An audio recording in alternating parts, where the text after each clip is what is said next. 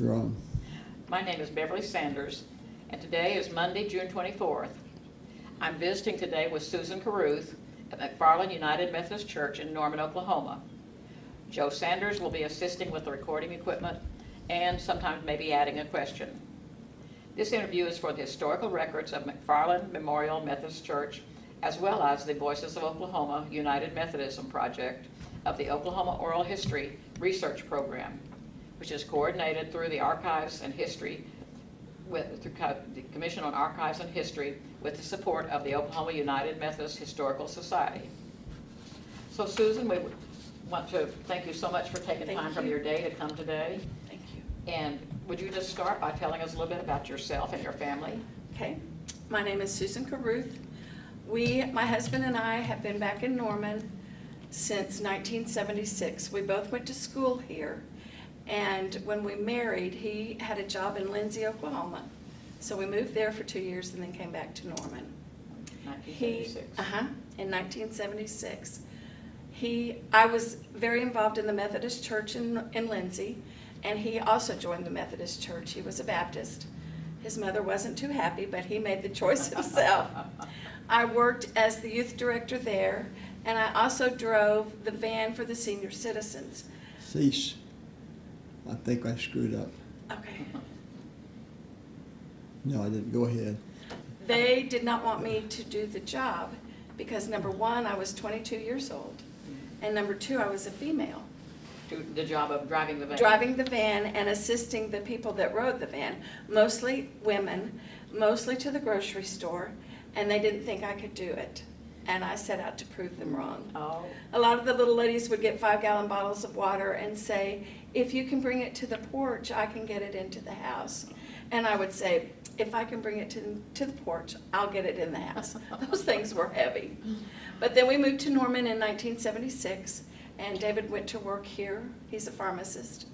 And we did not start our family until 1983, when we had our son, Andrew, and then in 1987 we had our daughter, Amy. And just this past October, we have added to our family a granddaughter, Scotty Sue. Scotty Sue. Mm-hmm.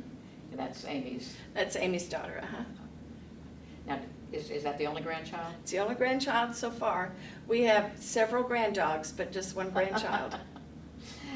And how did you happen to be coming to McFarland after you came back to Norman in '76? How did you wind up at McFarland? When I was growing up in Oklahoma City, Phil Finn was our minister. We went Right. to Village Methodist Church, and Gloria Jean knew that I sang in the choir. And so she called me after we joined the church. She called me and said, I want to come get you and bring you to choir. So that's how I got started. Mm-hmm. So you came to McFarland because you knew the Finns here? I knew the Finns here, and I knew that if I joined the choir, I would have a place to belong right away. Absolutely. That's so important that your small group is what keeps you in the Absolutely, in the church. absolutely. Now, this is kind of a silly question. Your email address is stampin'sue4u52, and it sounds like it must have a story behind it. It does. I used to sell decorative rubber stamps, one of my crafty careers, and my daughter gave me that as my email address at that time. It's really kind of embarrassing now to stand and give people that email address because it's so long. But I've had it for so many years, I don't want to change it, so. Well, and when you have to change it, you got so many people you got to change it with. Oh, yeah, absolutely. So, and I believe, didn't you teach a course at the academy one time? In I taught a stamping? couple of courses here at the academy in stamping, and then I've stamped some with children here at the church. So, and I enjoy stamping, I just enjoy knitting more. Oh, I see. So, and the children like the stamping, I guess? Oh, yeah. Children love to do things with their hands and colors and ink that they can get on their hands. And I believe, did you say along the way there somewhere, were you a public school teacher at some time? I have never been a Never public school teacher. Okay, well, I got I've that done wrong. substitute teaching, and before I started college, I thought I wanted to be a music teacher. But then I decided I didn't want to be a music I teacher. see. Okay. So now, but go ahead and tell us about different, I know you've done a lot of different volunteer ministries here at McFarland. So let's tell us just about some of those things you did. Okay. I worked down in the nursery for a while. because I didn't belong to a Sunday school class, and that just gave me somewhere else to belong. And especially when my son was born, I could bring him down there. Then I became the assistant elementary choir director with Libby Waldenville. And I did that for a few years. Then when she went back to teaching, I took the younger kids over for a few years until she could come back. Until I guess Vanita came then, or started with them then. Let's see, what else have I done, Beverly? I've done a little bit of everything. The Prayer Shawl Ministry, I've been a Stephen minister. I am a CCM, Congregational Care Minister, right now on sabbatical. Go ahead and tell us about the Stephen ministry. Tell us what Stephen ministry is. We don't have Stephen ministry here anymore. The CCMs took that over. Tell us what it was. It was a program where if there were people in the church that just needed someone to listen to them. They just needed someone to walk along beside them during a difficult time in their life. They would be assigned a Stephen minister. I've always been a compassionate person, and I'm a good listener, and I decided that I wanted to do that. That training was intensive, but it has helped me in so many areas of my life. I really enjoyed it. While I was a Stephen minister, we found out about the Congregational Care Ministry program that was offered, through Church of the Resurrection in Kansas City. Oh. And I went with Jane Cook, Harriet Lee, and myself, and it seems like there was someone else, but I honestly can't remember, to one of the first trainings. And so I have been a CCM here since the beginning of the program. It too is sort of like Stephen ministry, but in Stephen ministry, those contacts carry on longer than CCM. CCM is usually it's designed to be a short contact with someone when they're in the hospital or going through a grieving period or had a new baby, something like that. Several of our CCM people our care receivers have remained a long-term project, just because you get close to them and you don't want to just say, okay, we're done, goodbye. Well, and if they still need you, Absolutely. there's no point to Absolutely. No reason to end it. Absolutely. And can you think of other ways that this congregational care ministry is different from the Stephen ministry? The main one is that it's more short-term, and you don't always become as involved with that person quite as much. Stephen ministry, and also Stephen ministry is pretty, we don't talk about it. You know, I don't come up and say, well, I'm so-and-so Stephen minister. It's more, what's the word I want? I can't think of it, but CCM is more public. You know, it does. I can tell you that I'm so-and-so CCM, I see. and we're going through that. But Stephen ministry is a little more private, and as I say, it lasts a little longer. But they are both wonderful programs. And Stephen ministry is still going on in other churches? Oh, absolutely, it's not yeah. that it's been- We just chose here at McFarland to do the CCM because we weren't getting as many caregivers. And we knew that there were people out there that needed somebody. And the people who are going to do this within our own church, the people that are going to do it have the same sort of training that you all did when you were starting? It's not quite as extensive, but it's usually a full weekend of training. And it's a very special program also. They both are. Good. And we were starting to look at the different things that, did you tell me in your different volunteer things here at McFarland, I'm sure you have probably taught the different Sunday school classes and that sort of thing. Taught in the Taught some programs. children's Sunday school classes, yes. I've gone on youth trips to Mexico, but also here within the United States with college students. Some of the best lessons I've learned have been on those mission trips. I imagine. So we have one scheduled tomorrow to talk about the mission trips and the beginnings of those. Tell us how early do you think you went on mission trip? I went when my daughter Amy was either a junior or senior in high school. She was extremely involved in the youth and choir programs here at church. And I wanted to see what it was about. And I loved it. It was wonderful to get to know these young people in different circumstances, watch them grow as they did things that they don't normally do, and interact with people that are not like them. How large a group was it at that time? The youth group or the mission trips? But the whole trip? The mission trips, I've never gone on one that wasn't, well, except for the college ones, that wasn't over 100 people. Wow. And what And- job were you assigned? I was one of the drivers. I just did whatever they needed me to do. I didn't climb on walls or anything. Uh-huh. I did put a few bricks up to help build the houses, but not very many. I'm not real good at that. But mix cement and just do whatever was needed. I later went as a cook. Uh-huh. And So you went on several different trips? I've been on several different trips, yes.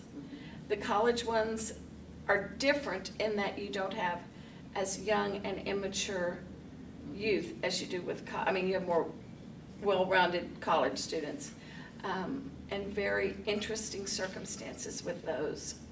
Now, who here within the church sponsors the college trips? I know Scott Meyer Scott does. Oh, he Scott does does, college yeah. trips too? And the Wesley Foundation, sometimes they join together that way. We did one in Mobile, Alabama. We worked on a lady's house who was close to being 100, a black lady, and she kept calling me ma'am. I was half her age, and it was very difficult for me. I had knitted a prayer shawl to give to her for her birthday, because we weren't going to be there for her birthday. And I couldn't give it to her because I was crying so hard. Uh-huh. That woman humbled me more than anyone I believe ever has. So I think I probably got as much or more as the young people did out of the trips. I think that's usually true I in think most so cases. too. So now let's get to your current My passion. current passion, The prayer shawls. Can you just kind of start at the beginning and tell us how we even came to know about such a thing in McFarland and how it developed here? I can. In 2005, I was and still am in a Bible study with Judy Agent. And she brought one in, and I was so intrigued. It was just beautiful. And I asked her if she would make me one. Now, I do a lot of handwork. I did before then. I know what it takes to make somebody something. And she said, I'd love to if you'll buy the yarn. And so I bought the yarn, and she made the prayer shawl for me. That was in the fall of 2005. In the winter of 2006, she and I sat by each other in a New Year's Day sermon that Randy Wade was giving. And I had thought a lot about prayer shawls, but I really didn't know how to knit. And he said, if something keeps coming into your mind over and over again, then you should act on it. God is trying to get your attention. And Judy and I walked outside because two of our children, my daughter and her son, were on a college mission trip together. So we were talking about our kids. And I said, Judy, I think we need to start a prayer shawl ministry. I said, I just keep thinking about this. I think we need to start. And she said, okay. So I got in touch with Jane because I figured that was who I needed to go through first. And if it wasn't, then she would tell me who to go through, Jane Cook. And a lady named Peggy Megginson, who is a member of the church. Okay. The four of us met a couple of times and decided to start a prayer shawl ministry. And we decided the way to start was we would work through Lent of that year of 2006. We'd have a little tutorial Saturday where we'd teach each other how to knit and crochet. We had teachers that would come and do that. And then we'd start through Lent, and we'd knit every Monday through Lent and just see where it went from there. We thought we might have 5 shawls. We had 20 shawls that we blessed after Lent that year, and that's how we started. And we have not looked back. We are very, very close to having our 5,000th item, not counting our pocket prayers, shawls or baby blankets or lap blankets made in the 13 years that we've had this ministry. And it is just, as I said, it is my passion. When I hear of somebody that is going through a rough time, the first thing I always say is, do they need a prayer shawl? Because these items of love just mean the world to someone who's going through grief. Even if they never put it on their shoulders, even if they never wear a scarf we give them, it just lets them know that they are loved and that God is with them. Yeah, and I told you as we were visiting before that I was very touched with the shawl ministry. When I lost the vision in my left eye, I was given a prayer shawl, and it was very, very meaningful to know that I've been remembered for that. Absolutely. Getting that help. And you know, Beverly, we have people that come to our meetings. I mean, they don't miss. It's a big deal if you miss a meeting, to them, not to anybody. I mean, you know. But in the summer when it's hot, the last thing you want is some kind of yarn in your lap and in your hands. But I have never, ever been uncomfortable and warm or hot knitting a prayer shawl. Well, why don't we take a minute and go ahead and tell us what we have here, and just that we have some samples that we thought might be representative of the kinds of things they make. We do knitted and crocheted. So 2 of these are crocheted and 2 of them are knitted. This is a triangular shawl with a pretty pattern. And 2 of these shawls I have on the table right now were knitted by sisters, and their mother knits with us too. And they have a little Each one has a little tag. that says prayerfully created for you by. And the name person of the that person knits who made it. Right, and then on the back, it has care instructions on how to take care of it, Okay. how to wash it and dry it or lay it flat to dry. So there's one. This is just the coolest thing. This is more of a lap blanket than a shawl, but it's crocheted in all these different ways. And Sue Home, who's one of our newest members, just did this. And it's so funny because somebody will bring in a pattern that like this, a different one. Oh, I've got to have that pattern. Oh, I've got to make one. And it's just fun to see the different colors that So people pretty. use. Yeah. Wow. And I just can imagine someone, like maybe someone with Alzheimer's or somebody sitting with this on their lap and fiddling with these little squares. This one that I have all the pocket prayers on is another crocheted one, and it's rectangular, Oh, I like that. so it wraps right around your arms. And you just feel like you have God's arms wrapped around you. The one that I have sometimes when I'm kind of down or when I'm cold, I just wrap up in it, and it's just the best feeling. I'm telling you, I get kind of silly about this stuff. I don't think there is such a thing as being silly about this. Well, they just, Very you meaningful. feel like you're wrapped up in God's arms. And we all can use that feeling. And then this other one is a triangular one also. Or it could even be used as a scarf around your neck in the wintertime. And this is knit. This is knit, yes. Very pretty. And the Prayer Shawl Ministry, does provide yarn for the ministry. A lot of people donate yarn to us, but a lot of us just buy our own yarn. We find stuff that we like and Go ahead and talk about the I will. little ones too. We find stuff that we like and just buy it. These are pocket prayers. And these came into being, they're knitted and crocheted both. Our youth were going on a summer or a spring mission trip to Mexico. And there was a lot of trouble in Mexico, and there was debate on whether or not we would let the kids go. And there's a book that I was reading about prayer shawls, and it listed pocket prayer shawls. That's what this is, something you can put in your pocket. And so the week before they were supposed to leave, I sent out an email and I said, I've just read about these, and I just think this is something that we could send with each one of the people going so that they'll know they're being prayed for, that the people here in home are praying for them. I said, can we do this? And we did. We got 150 done in a week and sent them on that mission trip with those pocket prayer shawls. We don't count how many of these we've given out, but I can easily say we've done thousands of these.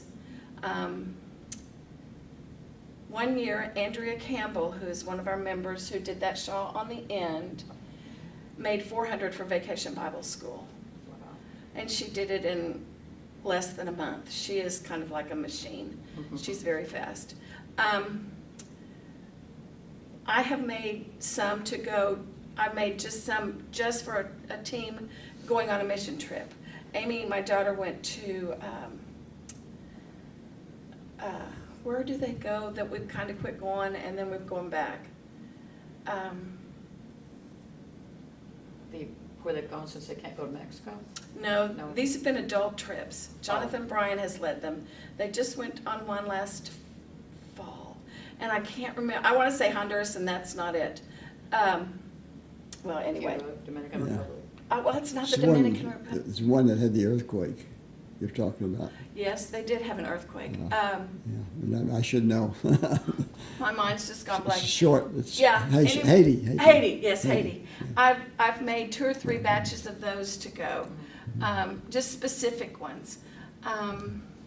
They are all over the world, as are our shawls. Wow. Our shawls are all over the world. People just say, I've got a friend somewhere, can I get a shawl to send to him? And we never say no.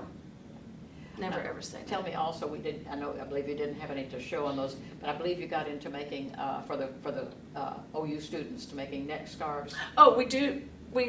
For a while, we did scarves for the OU students, and we gave them, we cooked lunch for them and then let them pick out the scarves. That program has kind of gone by the wayside. Now we are doing scarves for the kids that are at Bridges. We do those at Christmas time for them. And we also knit up scarves to have either in the food pantry around Christmas, or we've done scarves this year to go with the coats in our coat ministry.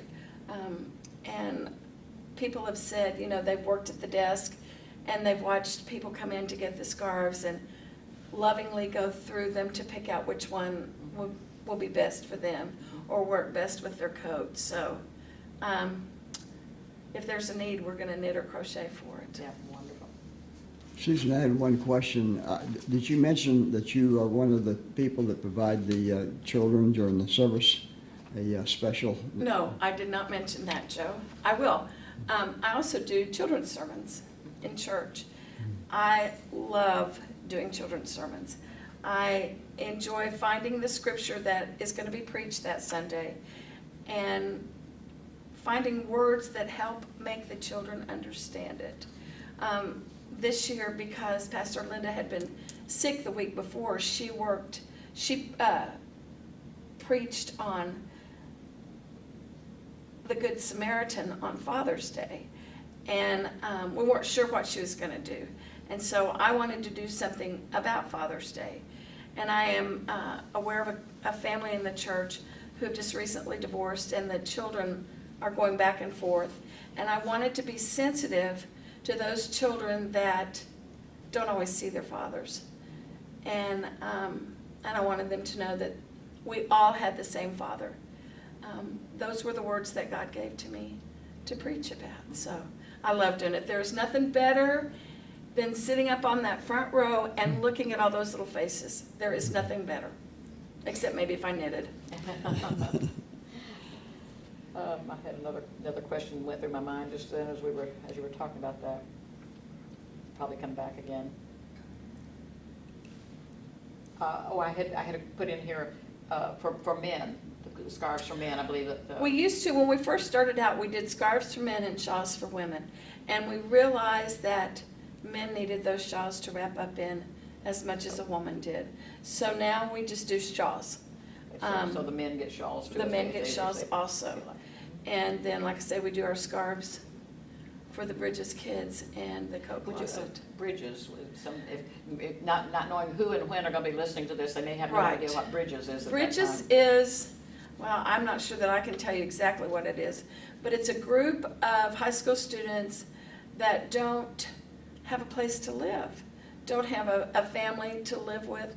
They're pretty much on their own.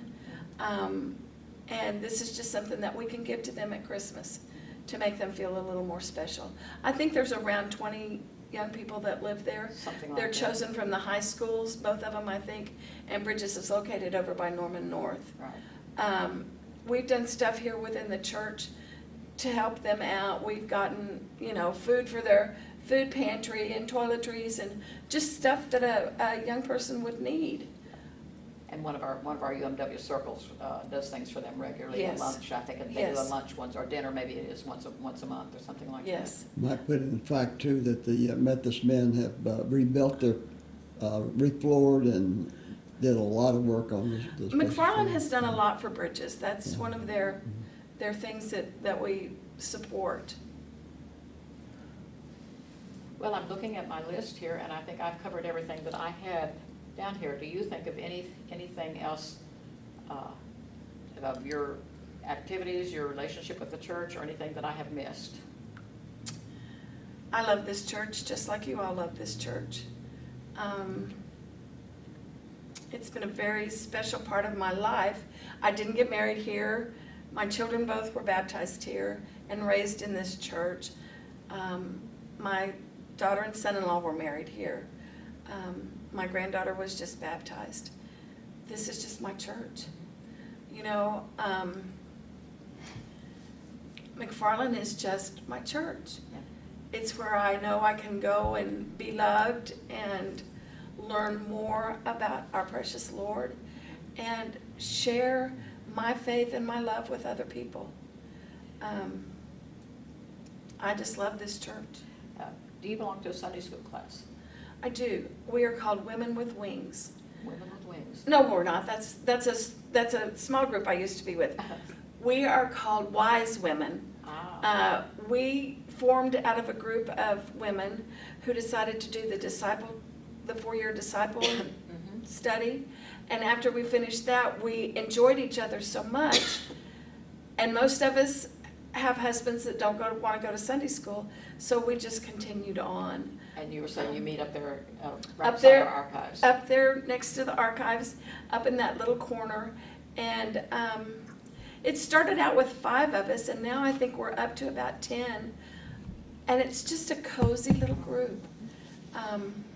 Once again, it gives a woman a place to be with if her husband doesn't come or if she's not married. It just is a small group that fills that need. Plus, we have a lot of fun together. I think so. So I think that brings me to what I always like to ask. So what is your prayer for McFarland in the future? And what do you see in your future with McFarland? My prayer for McFarland in the future and the United Methodist Church is that we can be welcoming to everyone, no matter what. Welcoming to everyone. And I just pray that I can continue to do what I do. If I see a need and I can help, that's what I'll do here in this church. I love this church. Well, Susan, thank you so much for Thank you, taking your Beverly. time out and Thank you, Joe. sharing with us. So unless Joe has something he wants to ask you, well, I think we'll just end it right there, and we'll thank you again. Thank you.